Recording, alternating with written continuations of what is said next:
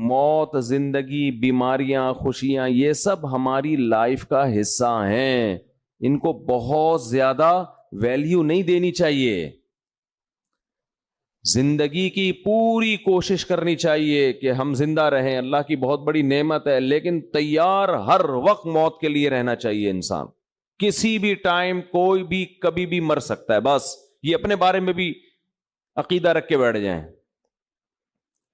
جب قبرستان سے گزرے نا تو تھوڑی دیر ٹھہر جایا کریں وہاں پہ، مردوں کو دیکھیں، اندھیروں کو دیکھیں. قبرستان رات میں جانے میں زیادہ عبرت ہوتی ہے.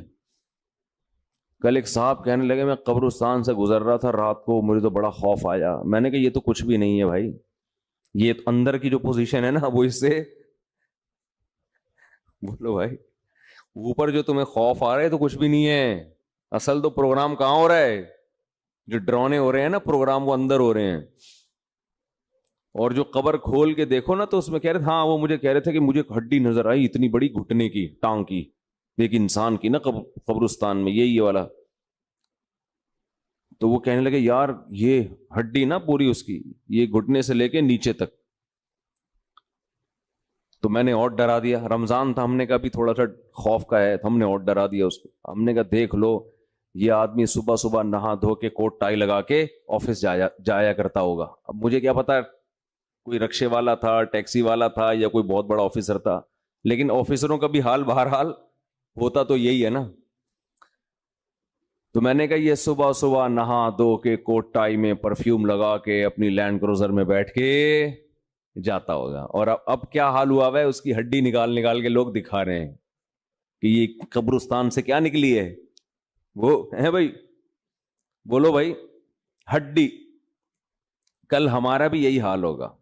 اور یہ تو ابھی اچھی کنڈیشن میں ہے، ہڈی سے پہلے کیا حال تھا جب لاش میں کیڑے پڑتے ہیں اور سڑتی ہے لاش اور پھولتی ہے اور پھٹتی ہے. 2 منٹ میں انسان کی اوقات پتہ چل جاتی ہے. یہ ہے کیا، یہ فن خان بنا پھر رہا تھا. اور اب کیسے دفناتے ہیں نا لوگ، بدبو نہ آ جائے لاش میں، اس کو دفناؤ جلدی، مٹی ڈالو اس کے اوپر. تھوڑے دن تک اس کی حفاظت ہوتی ہے قبر کی، اس کے بعد بھول جاتے ہیں. اور گورکن اس کا ایسا فائدہ اٹھاتا ہے ایک ایک قبر میں. یہ تو قیامت کے دن جب پاپوش کے قبرستان سے اور یہ محمد شاہ کے قبرستان سے جب مردے اٹھیں گے تو پتہ چلے گا کہ آدھی آبادی تو ایک ہی قبرستان سے اٹھ رہی ہے. ایک ایک قبر سے 25-25 لوگ نکل رہے ہیں. ایک ایک قبر میں جو ہے نا گورکن کئی کئی مردوں کو ڈال رہا ہے. وہ بھی پریشان ہے کہ یار اتنے مردے کدھر ٹھکانے لگاؤں میں. تو یہ حال ہے انسان کا.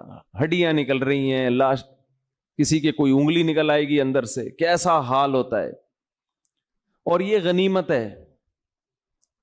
لیکن اس قبر کے اندر ایک برزخ کی قبر ہے. جیسے جب آپ سوتے ہو، آرام کرتے ہو، ایک آپ کی وہ کنڈیشن ہوتی ہے جو آپ بستر پہ لیٹے ہوئے ہو، ایک وہ کیفیت ہوتی ہے جو آپ پر سونے کی حالت میں گزر رہی ہوتی ہے. وہ کیفیت زیادہ عجیب ہے اس کیفیت سے جو آپ کو نظر آ رہی ہے. قرآن کہتا ہے فرعون کی ایک لاش وہ ہے جو تمہیں عجائب گھر میں نظر آ رہی ہے، وہ بھی عبرت کی بات ہے. لیکن ایک عالم برزخ میں فرعون پہ جو گزر رہی ہے نا، وہ چیز تمہیں نظر نہیں آ رہی، وہ اس سے بہت زیادہ خطرناک ہے. النار یعرضون علیہا غدوا وعشیا، وہ آگ ہے جس پر فرعون کو صبح اور شام جلایا جاتا ہے. وہ جلنے والا منظر مجھے اور آپ کو نظر نہیں آ رہا، وہ اس سے زیادہ ڈینجرس ہے. تو برزخ کی بھی ایک حیات ہے، برزخ کی بھی ایک زندگی ہے. قبرستان کے نیچے آگ بھی ہے اور اللہ نے جنت کے باغات بھی رکھے ہیں اس میں. جو مردے کے اوپر جو کیفیات گزر رہی ہوتی ہیں وہ اس سے زیادہ خطرناک ہے.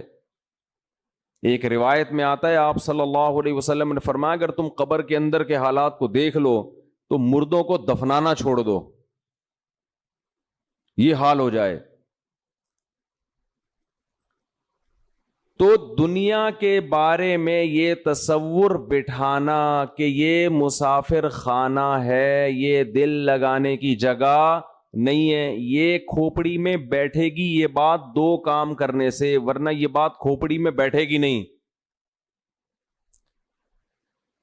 ایک تو روزانہ سوچنا چاہیے اور موت کا تذکرہ بار بار کرنا چاہیے، قبرستان بار بار جانا چاہیے۔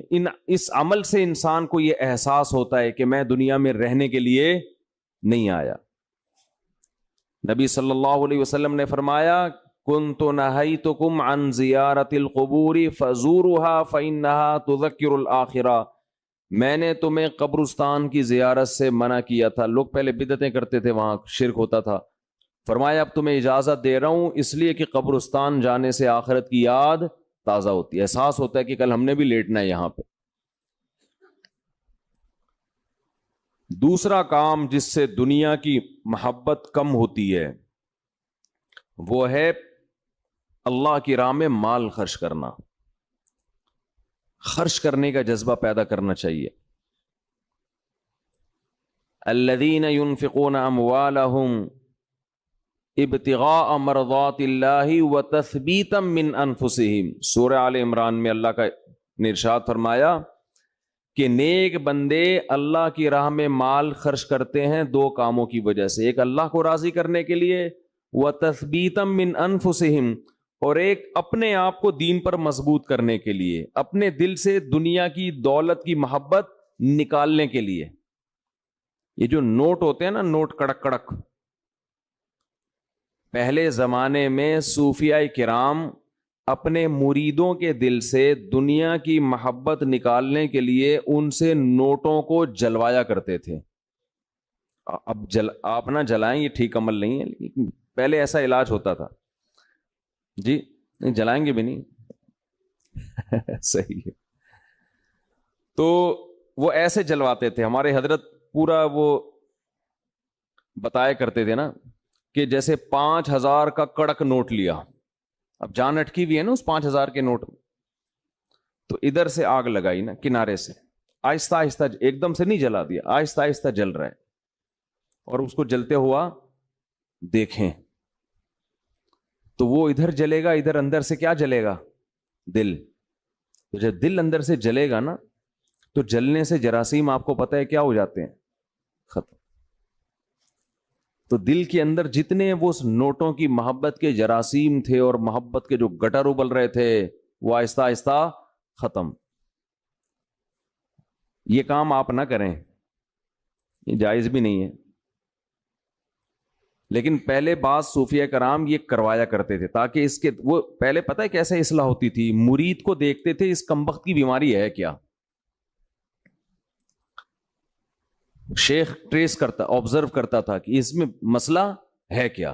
وہ کہتے تھے یہ نماز تو پڑھتا ہے، یہ جناب رشتہ داروں سے بھی اچھا سلوک کرتا ہے، سب کچھ ٹھیک ہے، لیکن اس کے اندر فالٹ یہ کہ یہ نوٹوں سے بہت زیادہ محبت کر کے بیٹھا ہوا ہے، اس کو پیسوں کا نقصان برداشت نہیں ہوتا۔ پھر شیخ اور مرشد یہ کرتے تھے اس کے دل سے پیسے کی محبت نکلواؤ۔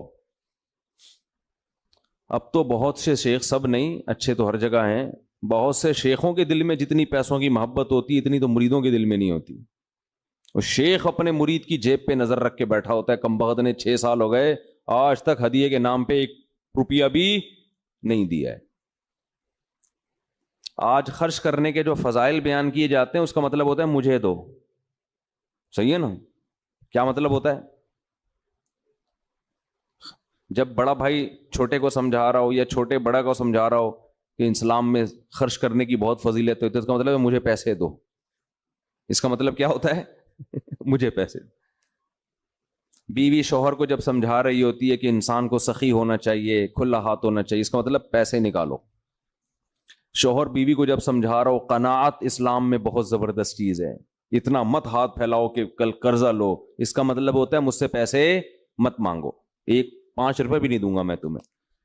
تبھی تو نصیحت کا اثر نہیں ہوتا نا، کیا خیال ہے بھائی؟ نصیحت کا اثر ہی نہیں ہوتا۔ اپنے لیے سخاوت ہونی چاہیے، دوسرے کے لیے قناعت ہونی چاہیے۔ ہمارے ہاں معاملہ کیا چل رہا ہے؟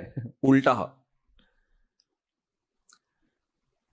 تو قرآن کہتا ہے